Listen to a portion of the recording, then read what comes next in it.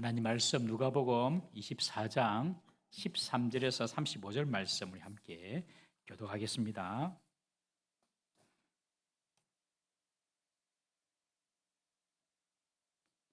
그날에 그들 중 둘이 예루살렘에서 25里되는 엠마오라 하는 마을로 가면서 이 모든 된 일 서로 이야기하더라. 그들이 서로 이야기하며 문의할 때에 예수께서 가까이 이르러 그들과 동행하시나 그들의 눈이 가려져서 그인 줄 알아 보지 못하거늘. 예수께서 이르시되 너희가 길 가면서 서로 주고받고 하는 이야기가 무엇이냐 하시니 두 사람이 슬픈 빛을 띠고 머물러 서더라. 그 한 사람인 글로바라 하는 자가 대답하여 이르되 당신이 예루살렘에 체류하면서도 요즘 거기서 된 일을 혼자만 알지 못하느냐. 이르시되 무슨 일이냐 이르되 나사렛 예수의 일이니 그는 하나님과 모든 백성 앞에서 말과 일에 능하신 선지자이거늘 우리 대자사장들과 관리들이 사형 판결에 넘겨주어 십자가에 못 박았느니라. 우리는 이 사람이 이스라엘을 속량할 자라고 바랐노라. 이뿐 아니라 이 일이 일어난 지가 사흘째요. 또한 우리 중에 어떤 여자들이 우리를 놀라게 하였으니 이는 그들이 새벽에 무덤에 갔다가 그의 시체는 보지 못하고 와서 그가 살아나셨다는 천사들의 나타남을 보았다 함이라. 또 우리와 함께한 자 중에 두어 사람이 무덤에 가 가연 여자들이 말한 바 같은 틈을 보았으나 예수는 보지 못하였구나 하느니 이러시되 미련하고 선지자들이 말한 모든 것을 마음에 더디 믿는 자들이여. 그리스도가 이런 고난을 받고 자기의 영광에 들어가야 할 것이 아니냐 하시고 이에 모세와 모든 선지자의 글로 시작하여 모든 성경에 쓴 바 자기에 관한 것을 자세히 설명하시니라. 그들이 가는 마을에 가까이 가매 예수는 더 가려 하는 것 같이 하시니 그들이 강권하여 이르되 우리와 함께 유하사이다. 때가 저물어 가고 날이 이미 기울었나이다 하니 이에 그들과 함께 유하러 들어가시니라. 그들과 함께 음식 잡수실 때 떡을 가지사 축사하시고 떼어 그들에게 주시니 그들의 눈이 밝아져 그인 줄 알아 보더니 예수는 그들에게 보이지 아니하시는지라. 그들이 서로 말하되 길에서 우리에게 말씀하시고 우리에게 성경을 풀어 주실 때 우리 속에서 마음이 뜨겁지 아니하더냐 하고 곧 그때로 일어나 예루살렘에 돌아가 보니 열한 제자 및 그들과 함께 한 자들이 모여 있어 말하기를 주께서 가연 살아나시고 시몬에게 보이셨다 하시는지라. 35절 두 사람도 길에서 된 일과 예수께서 떡을 떼심으로 자기들에게 알려지신 것을 말하더라. 아멘.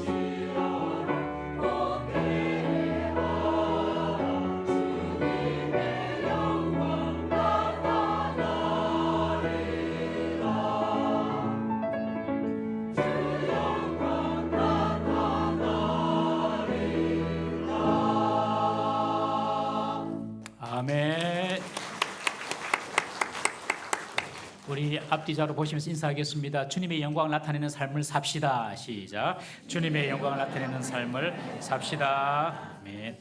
우리 지난 주일날이 부활주일인데 이런 부활주일은요 한 주간 절기로 끝나는 그런 어떤 절기가 아닙니다. 우리가 주일날 모여서 예배하잖아요. 주님께서 주일날 부활하셨기 때문에 그 주님의 부활을 매주마다 기념하고 그리고 그 주님의 부활을 감사하고 우리들도 부활할 것이라는 그런 기대와 소망을 가지는 예배가 바로 주일 예배인 것입니다. 주일날 와서 예배할 때마다 나도 부활할 것이다. 나도 부활할 것이다. 이런 믿음을 갖는 거예요. 옆에 분하고 한번 인사하십시다. 한 번 더. 우리도 부활합니다. 시작. 우리도 부활합니다. 믿습니까? 여러분, 바울이 그런 이야기를 합니다. 부활이 없다면 우리는 이 세상에서 가장 불쌍한 자다.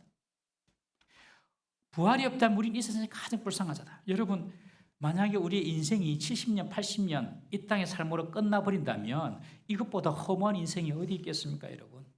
열심히 돈 벌려고 일을 하고 그리고 학생들이 열심히 공부하고 그러다가 70년, 80년으로 완전히 끝나버리는 인생이라면 얼마나 허무하겠습니까, 여러분? 얼마나 허무해요.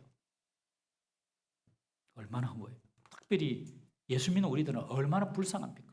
이 좋은 날, 이렇게 아름다운 날, 들에 가서 산으로, 강으로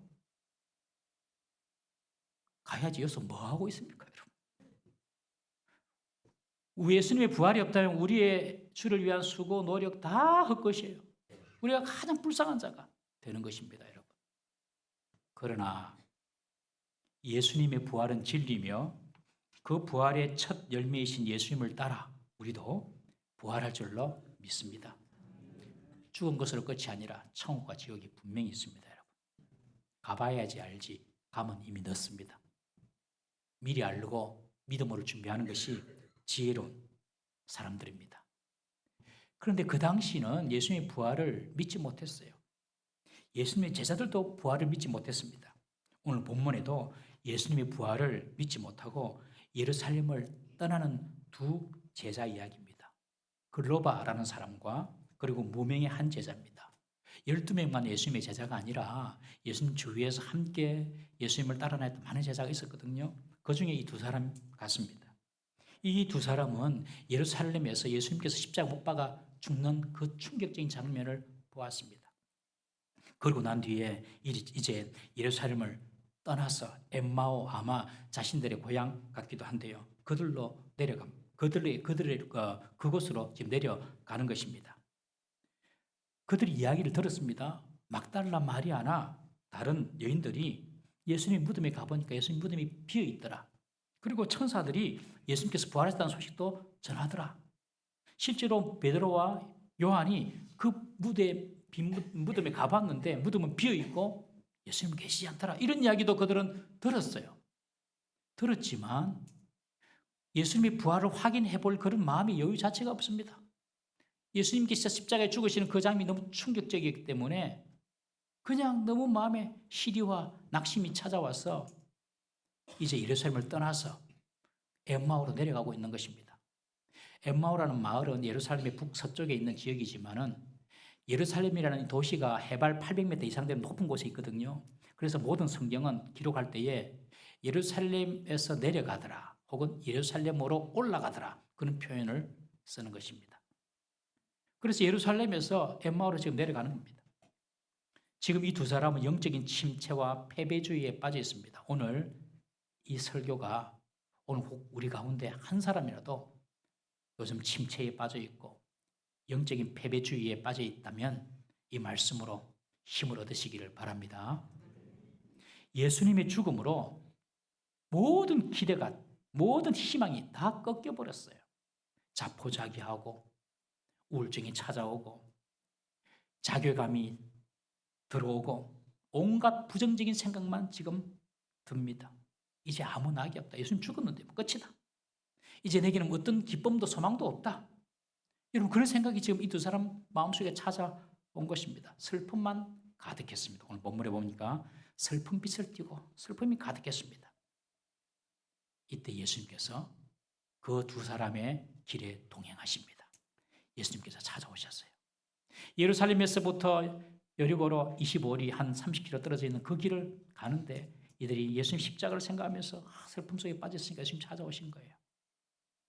여러분, 예수님 생각하면 예수님께서 오십니다. 귀신을 생각하면 귀신도 옵니다. 다 아시죠? 어릴 때 집에서 깜깜한 밤에 귀신 이야기 막 하다가 화장실 갈 때가 돼가지고 그때 화장실은 다 마당에 있었어요. 지금처럼 뭐 이렇게 아파트가 잘 아니기 때문에. 그런데 그 마당에 있는 화장실 가려고 그러면 머리가 쭈뼛쭈뼛 서고 막 귀신이 확 나타날 것 같고 경험 다 해보셨죠? 예. 귀신 이야기하면 귀신이 옵니다, 여러분. 귀신을 숭배하고 귀신을 두려워하고 귀신을 인정하면 귀신의 역사가 더 강합니다. 집안 대대로 우상을 숭배한 집은요, 귀신의 역사가 더 강해요. 믿는 집안은 그거 잘 없어요. 귀신 생각도 잘 안 해요. 그런데 귀신을 자꾸 생각하고 자꾸 귀신을 두려워하고 귀신을 말하면요, 귀신이 옵니다, 실제로. 그리고 자기 역사를 보여준다니까요. 우리 자녀들 어릴 때에 뭐 지금 우리 어린 자녀들이 혹시 있으면 막 요새 유튜브 이상한 거 많이 나오잖아요. 괴기 영화도 나오고 막 귀신 영화, 절대 그런 거 보게 하면 안 됩니다. 그것이 다 어릴 때 머릿속에 박힙니다, 여러분. 절대 안 좋아요. 영적으로 전혀 안 좋습니다, 여러분. 그런데 예수님 이야기하면 예수님께서 오십니다. 여러분들 가정에서 주일날 오늘 돌아가시면 오늘도 가정 예배 드리실 거죠? 가정 예배 드리고 주님 찬양하면요, 혼자라도 주님 찬양하고 가정 예배 드리면요, 주님께서 그곳에 성령으로 오십니다. 주님 말씀하시니까, 주님 이야기하니까 이 제자들에게 지금 예수님께서 오신 거예요. 그런데 문제는 그들 가까이 오신 예수님을 이 두 제자가 알아보지를 못합니다. 예수님께서 옆에 계시지만 예수님인 줄 알아보지를 못합니다. 우리들도 예수님에 대해서 말하고 또 예수님 믿는다고 하지만 우리 곁에 계신 예수님을 알아보지 못할 때가 많습니다. 여러분, 지난 한 주간 동안에 사시면서 주님께서 정말 내 곁에 계신다, 나와 동행하신다, 이것을 경험해 보셨어요? 할렐루야. 주님께서 지금 내 곁에 계신다, 나와 함께 하신다. 주님의 이름이 임마누엘인데, 임마누엘 무슨 뜻입니까? 하나님이 우리와 함께 하신다. 예수님께서 오신 것은 임마누엘 하시기 위해서 오셨어요. 임마누엘 하시기 위해서. 구약에서는 예수님이 왔다가 성령이 왔다가 죄 지으면 떠나고 막 그랬단 말이에요. 그런데 신약에서는 예수님께서 오심으로 늘 하나님께서 우리와 함께 하십니다. 우리가 잘났든 못났든 어떤 잘못된 이란 사이비는요, 우리가 죄 지으면 성령이 떠난다, 예수님 떠난다, 그렇게 가르쳐요. 다 거짓말입니다, 여러분. 임마누엘 하시기 위해서 오셨어요. 나와 관계없이. 주님께서 우리와 함께 하시기 위해서 오셨는데 문제는 뭐냐면 내가 주님과 함께 하시지 깨닫지 못했다는 거예요. 여러분, 늘 주님께서 우리와 함께 하십니다. 이 사실 우리가 경험해야 되는 거예요. 오늘 엠마오로 내려가던 두 제자가 왜 동행하시는 예수님을 알아보지 못했는지 오늘 본문을 통하여 두 가지로 한번 살펴보겠습니다. 첫 번째는요, 그들의 눈이 가리워졌기 때문에 그렇습니다. 누가복음 24장 16절 말씀 다시 한번 읽어보겠습니다. 시작. 그들의 눈이 가리워져서 그인 줄 알아보지 못하거늘. 그래서 가려졌다. 이 헬라어 말은 크라테오라는 말을 쓰는데 이 말은 계속해서 붙들고 있다는 뜻이랍니다. 계속해서 붙들고 있다.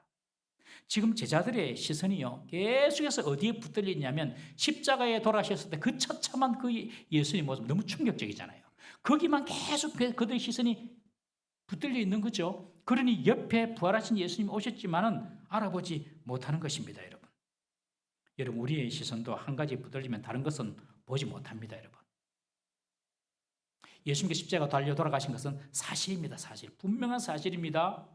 근데 그 사실 한 가지에 다 시선이 붙들려 있으면 다시 예수님께서 살아나실 것이라고 말씀하신 그 진실을 보지 못합니다. 한 가지 사실에 딱 꽂혀버리면 진실을 보지 못한다니까요, 여러분. 얼마나 이런 일들이 많은 줄 아십니까, 여러분?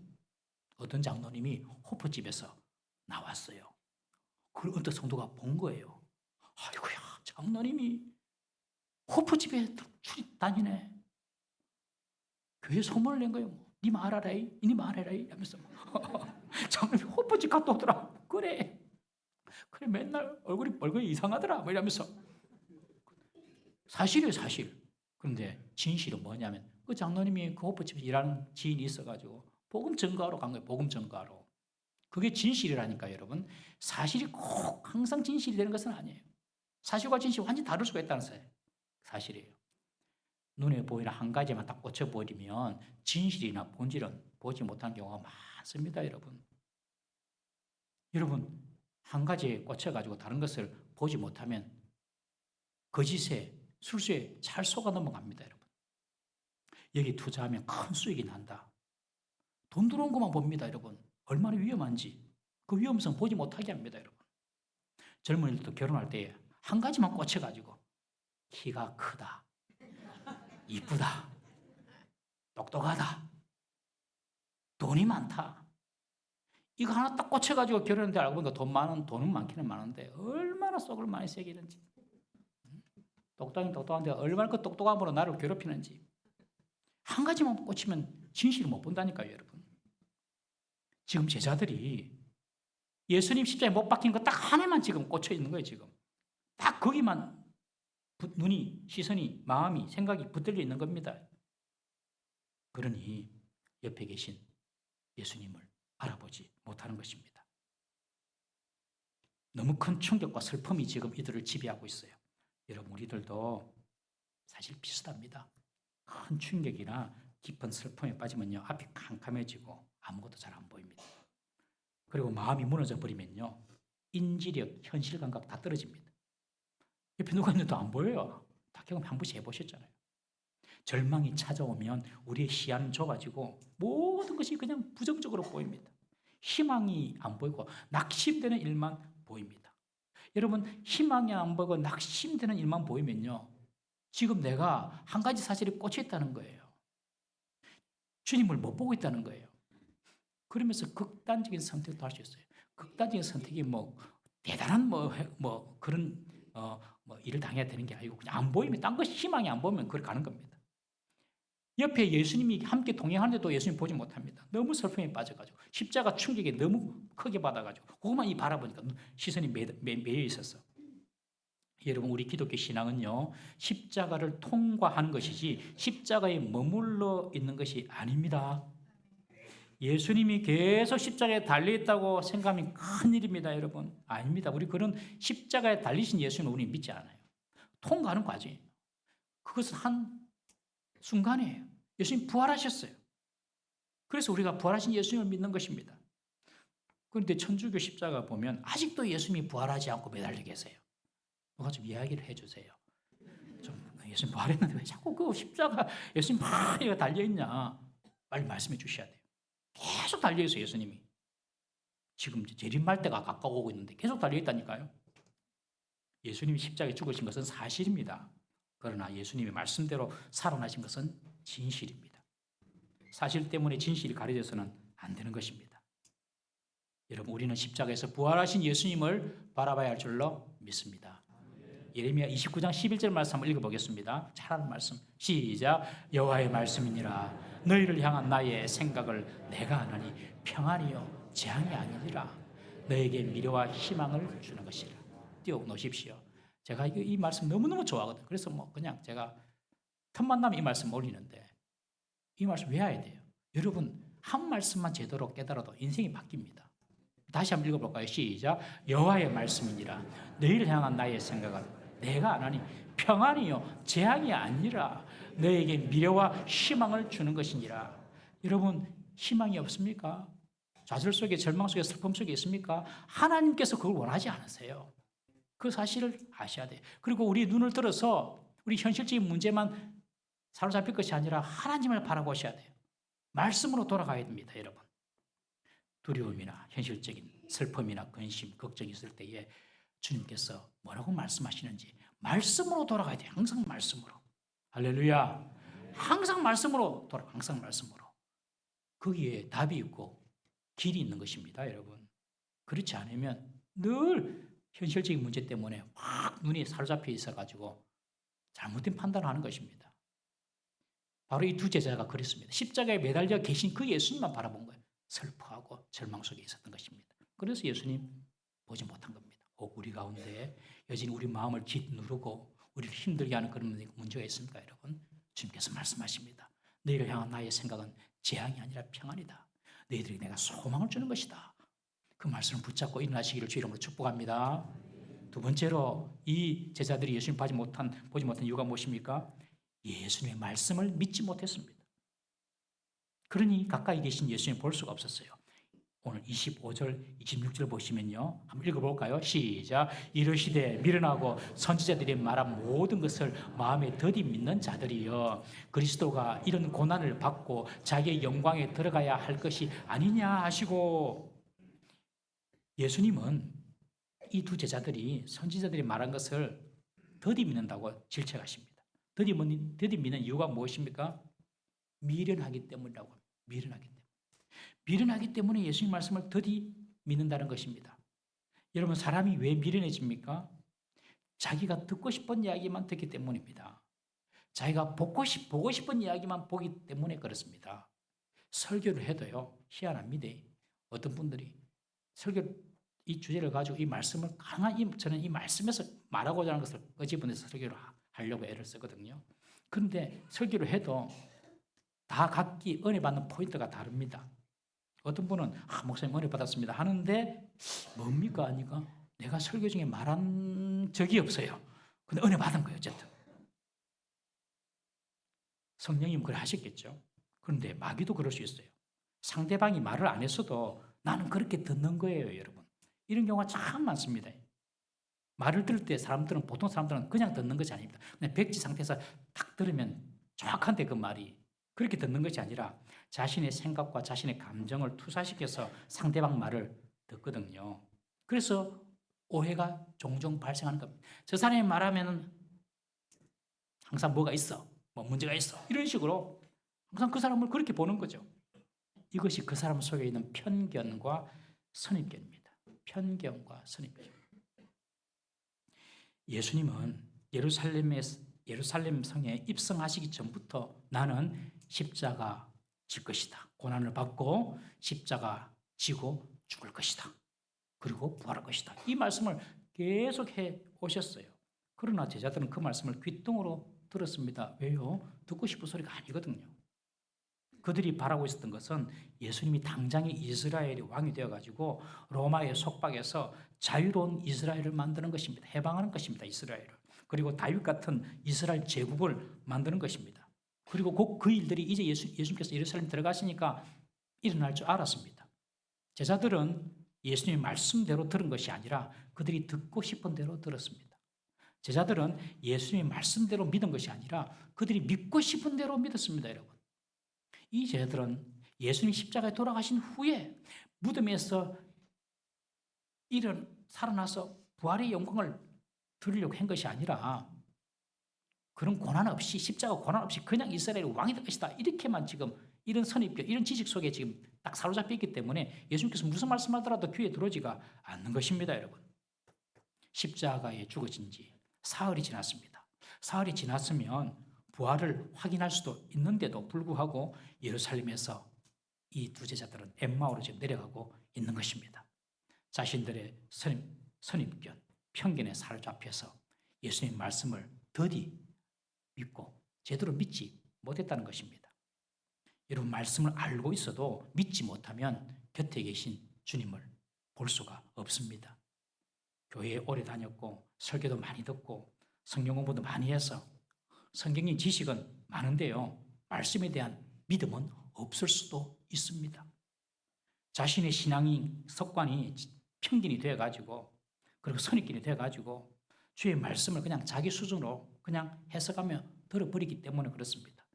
교회 한 50년 이상 나오신 분들 딱 이 본문 보면 오늘 목사님이 무슨 설교하겠다, 서론 본론 결론 다 나오죠. 다 그런 생각 속에 있기 때문에 무슨 말씀을 하더라도 그 생각을 벗어나지는 못하는 거죠. 여러분, 알수록 편견이 되는 경우가 있습니다. 이걸 조심해야 됩니다. 그래서 저는 목사가 참 조심해야 된다 생각을 합니다.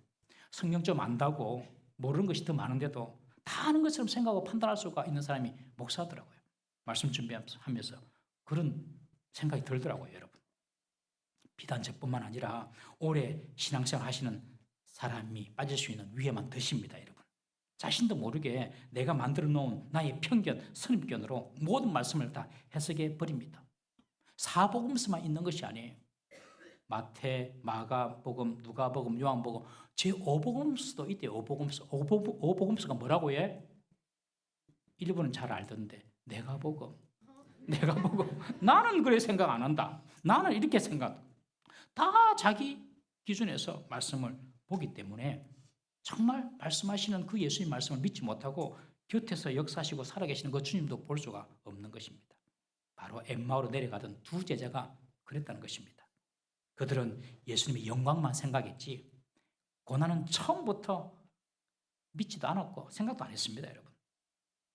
오늘 본문에 보니까 예수님께서 그들에게 구약 성경에 기록된 메시아에 대한 말씀을 자세히 설명해 주었다라고 말합니다. 26절, 27절에 보시면 그리스도가 이런 고난을 받고 자기 영광에 들어가야 할 것이 아니냐. 모세의 율법부터 모세 시대 때부터 모든 선지자의 글로 시작해서 자신에 대해서 즉 십자가의 고난과 죽음과 영광에 대하여 예언된 그 말씀을 자세히 다 설명을 해 주신 것입니다. 제자들이 그 설명을 딱 듣고 다 이제 이해가 된 거죠. 자신들은 십자가 위에 죽으신 그 예수님이 실패인 줄 알았는데 그 십자가의 죽음은 실패가 아니라 승리며 하나님께서 인류를 위한 유일한 구원의 방법이었다는 사실을 알았고 오랫동안 구약에서부터 예언된 선지자들의 그 예언의 성취임을 그들이 이제 깨닫게 된 겁니다. 말씀을 자세히 풀어주니까. 여러분 이렇게 하나님 말씀은 우리의 편견, 선입관, 가치관, 우리의 사고를 개혁하고 고치고 수정시켜 주는 것입니다. 그래서 늘 말씀을 가까이 대해야 돼요.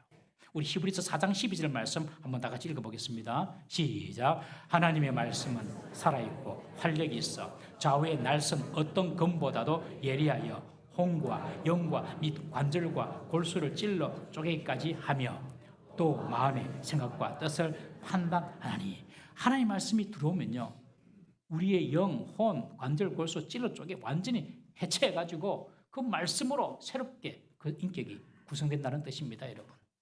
그러니 하나님 말씀을 늘 가까이 해야 돼요. 여러분 성도가 하나님 말씀 없이 신앙생활하는 것은 전부 다 가짜입니다, 여러분.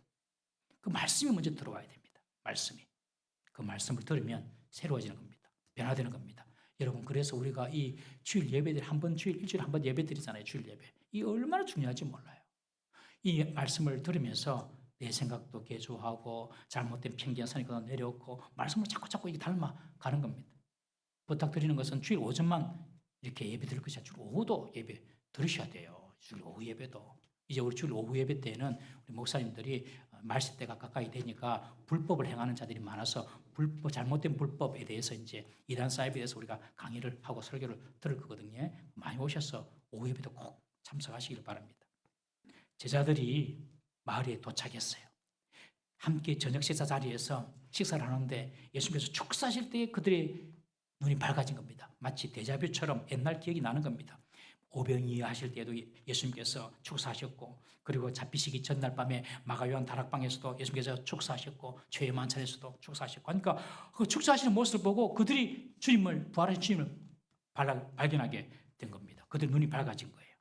그런데 그 순간 예수님이 사라지고 계시지 않습니다. 믿으니까 다 깨달으니까 예수님이 사라지고 안 계세요. 이것이 여러분들 부활의 몸입니다. 부활의 몸. 우리 부활의 몸은요. 똑같이 이런 몸을 갖고 있지만은 시간과 공간을 초월합니다. 신비하겠죠, 여러분. 그게 부활의 몸이에요. 제자들은 십자가의 고난의 눈을 떴고 그리고 부활의 영광을 이제 믿게 되었습니다.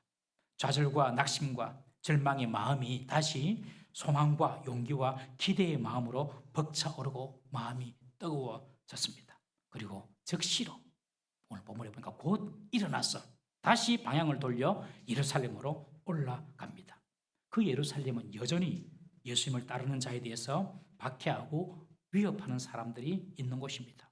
그곳을 피해 예루살렘에서 엠마오로 피하던 제자들이었는데 이제 다시 그 박해가 있고 위험이 있는 곳으로 돌아갑니다. 하룻밤 지내지도 않고 바로 부활하신 예수님을 만나고 난 뒤에 여러분 정말 부활하신 예수님을 만났다면 어떤 두려움도 어떤 위협과 핍박도 마주할 용기와 믿음이 생기는 줄 믿으시기를 바랍니다. 부활하신 주님 만나니까 예루살렘 두렵지 않다 이제. 그곳에 있는 사람들 두렵지 않다고 바로 올라갑니다. 그곳에서 이 두 제자는 다른 11제자와 다른 사람들을 만나서 부활하신 예수님을 증언합니다. 길에서 만난 부활하신 그 예수님. 그 예수님이 이제 더 이상 육체적으로 그들과 함께 있지 않습니다. 그러나 그들은 부활하신 주님을 확신합니다.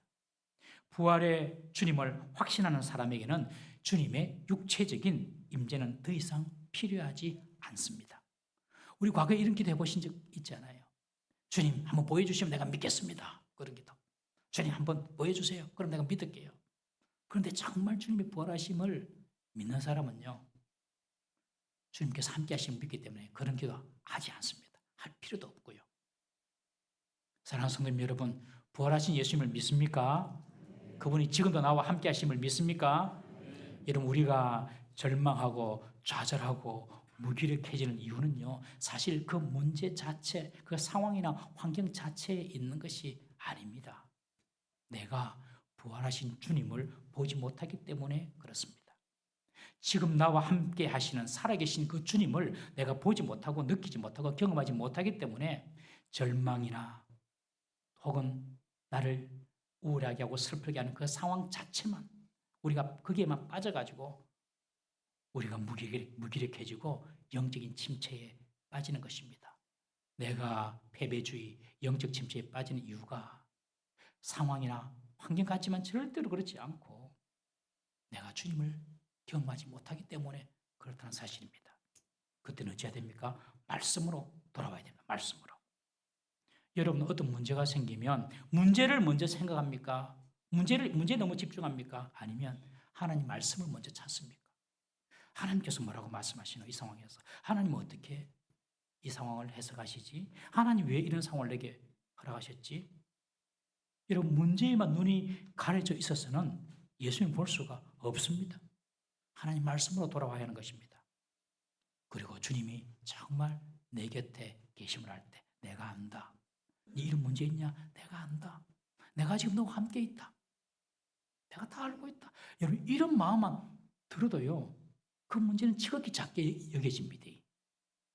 그러면서 평안이 찾아오고요, 담대함이 생기고요, 이 부활하신 예수를 만났던 두 제자처럼 어떤 문제 앞에서도, 어떤 문제가 기다리고 있는 그 예루살렘으로 향해서도 나아갈 수가 있는 것입니다.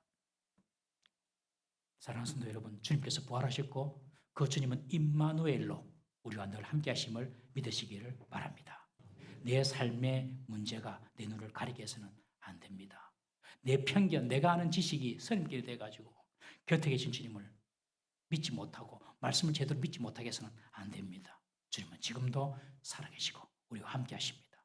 이번 주일날 그 동행하신 주님을 경험하게 될 겁니다.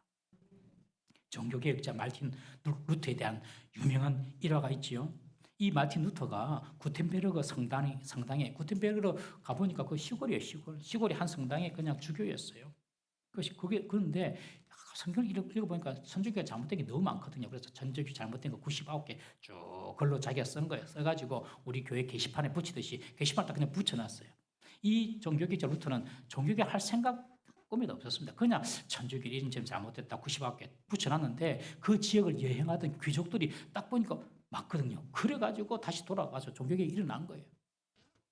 루터가 하려고 한 것도 아닌데 그냥 막 사람들이 와, 이게 천주교에서 이런 부분 잘못됐구나 들고 일하니까 천주교회로부터 루터에게 소환장이 내려옵니다. 너 바티칸으로 돌아와. 재판이 열리는 거예요. 그때 이 루터가 너무 두려움에 휩쓸렸습니다. 돌아가면 재판장에 가면 파면되든지 죽든지 막 이렇게 감옥 가든지 할 거잖아요. 그래서 막 두려워 떨고 있으니까 이 부인이 있는데 이 부인이 참 지혜로운 분이에요. 어느 하루는 이 루터의 부인이 까만 소복을 입고 집에서 엉엉 우는 거죠. 그래, 루터가 일을 마치고 돌아보니까 아내가 울고 있거든요. 까만 소복을 입고. 그래, 왜 우냐고. 그러니 돌아가셨어요. 누가 죽었냐고. 내가 아는 사람이냐고. 예, 당신이 잘 아는 사람. 누가 돌아가셨냐고 하니까 하나님이 돌아가셨다고. 하나님이 돌아가셨다고.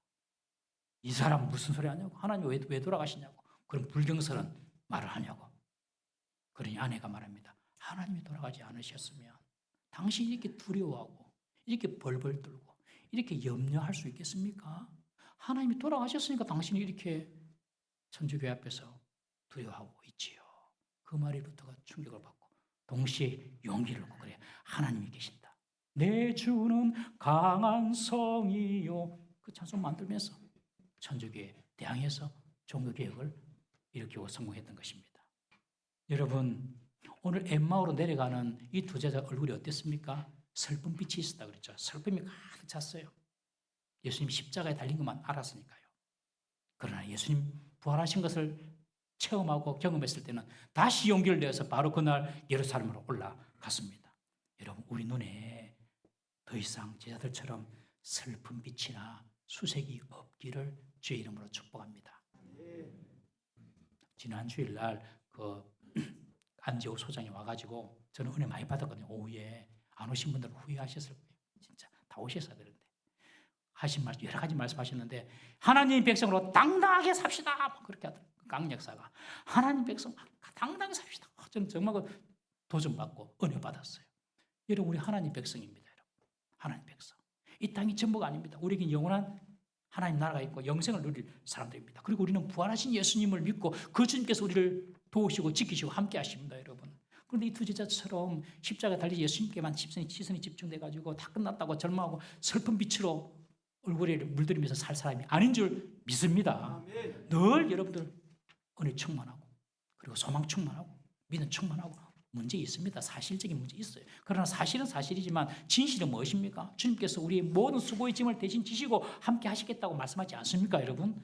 그러니 그것이 진실이라니까요. 사실에 속지 말고 진실 붙잡고 믿음을 가지고 얼굴도 환하게 문제 있지만 답답함 있지만 주님께서 하신다 믿고 더 이상 우리 얼굴에 수색이 없기를 주의 이름으로 축복합니다. 영적인 패배주의와 좌절감으로 엠마오로 내려가는 인생을 살 것이 아니라 부활의 생명력을 가지고 예루살렘으로 올라가 주의 부활을 증거하면서 주의 생명과 확신 속에서 살아가야 할 줄로 믿습니다. 부활을 믿는 우리들의 사명은 단 한 가지입니다. 단 한 가지. 직장의 성진에서 간부가 되는 거 아닙니다. 열심히 공부해서 좋은 대학 가는 거 그런 거 아닙니다, 여러분. 부활하신 예수님 믿는 우리 성도들의 목적 단 한 가지. 이 부활의 생명을 가지고 세상에 이 두 제자들처럼 부활을 증언하며 부활의 생명의 소식을 증거하는 사명이 우리가 이 땅을 살아가는 가장 중요한 유일한 목적 사명인 줄 믿습니다. 이 부활의 생명을 담대히 증거하는 우리 모든 성도 되시기를 주의 이름으로 축복합니다. 기도하겠습니다. 이 시간 이렇게 한번 기도합니다. 여러분들의 시선을 지금 사로잡고 있는 것이 무엇입니까?